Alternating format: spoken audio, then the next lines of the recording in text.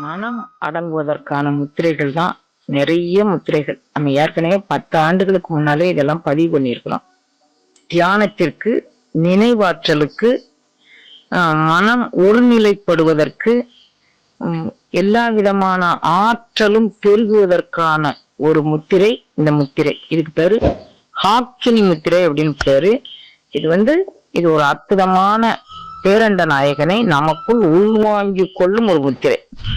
அந்த cosmic energy அப்படின்னு சொல்லுவோம்ல, அந்த எனர்ஜியை உள்வாங்கி கொள்ளக்கூடிய முத்திரை.